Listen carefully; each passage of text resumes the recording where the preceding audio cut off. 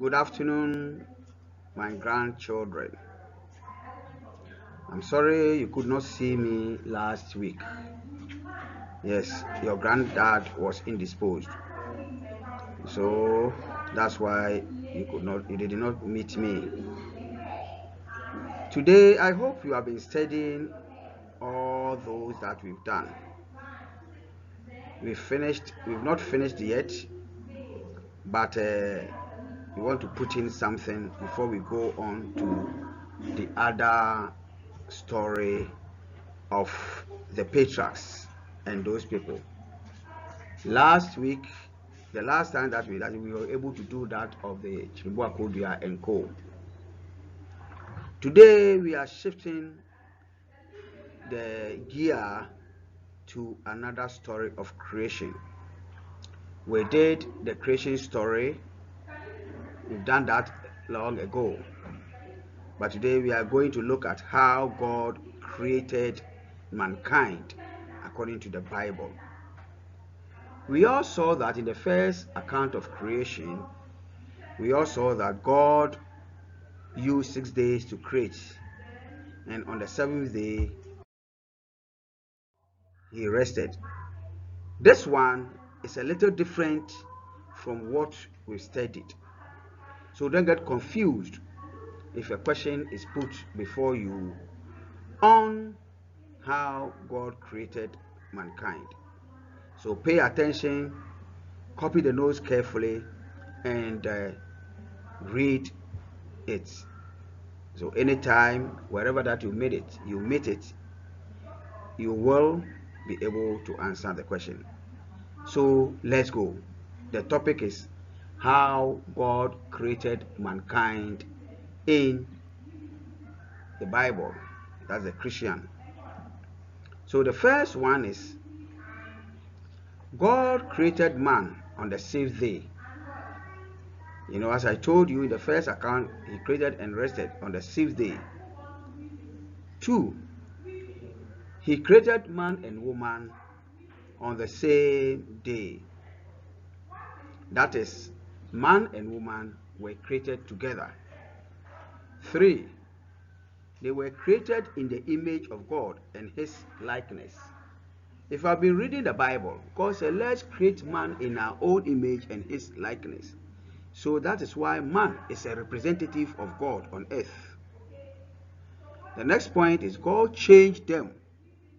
He charged them to procreate. To procreate means, into brackets, to give birth and till the earth.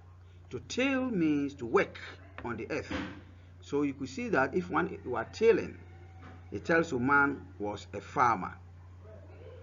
Then the next point, God gave man authority. Another word for authority is dominion over all creation. God then created man and woman from what? Dust or clay. You can say dust or clay, they are all one. Then, because he didn't want man to be hungry, he gave them food. That's the plants. Man was eating from the plants, the contumely, the brodier, and everything that he has asked man to get on. Then God breathed the breath of life and into man and woman, and they became a living soul. Soul is Soul.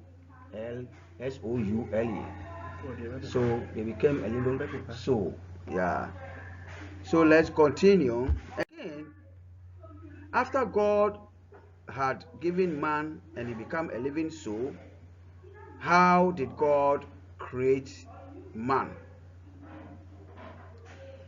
God saw that man was alone.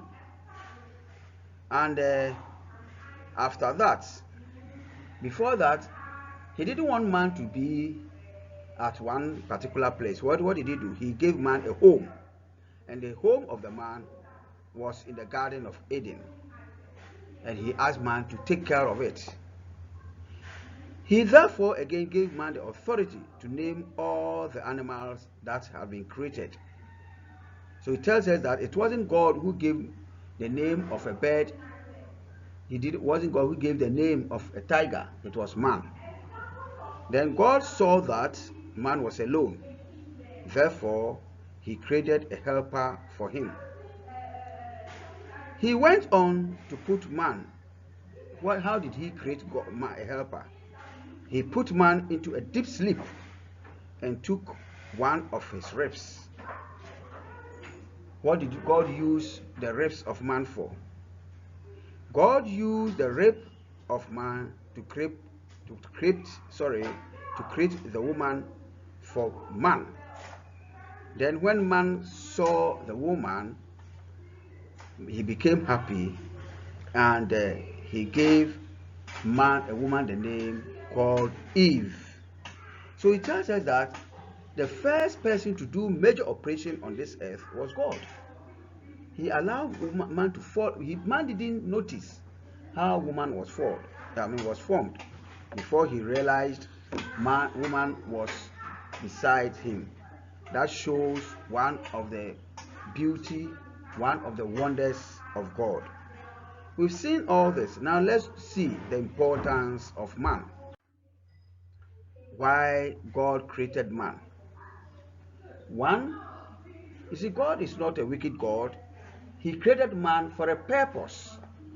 And as a purpose that he created man, man should do the work of God and obey God. One of the reasons why he created man was that man was created to develop God's creation through science and technology. You see that when man created, it wasn't man who manufactured aeroplane. It wasn't God who manufactured the train. It was man. So God gave man the wisdom to do all those things. That's the technology. Then he was asked to care for animals and do the exploitations. 2, to continue the creation of God. How do man procreating and so on. Then man was to protect God's creation. He was to serve God or to worship God.